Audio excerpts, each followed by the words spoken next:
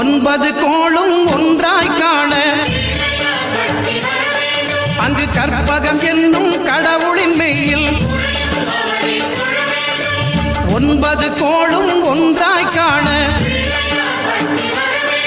அங்கு கற்பகம் என்னும் கடவுளின் மெய்யில்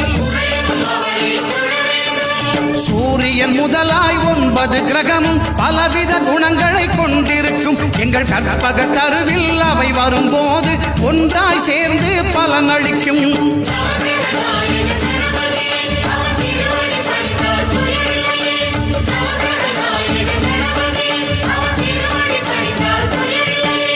ஒன்பது கோளும்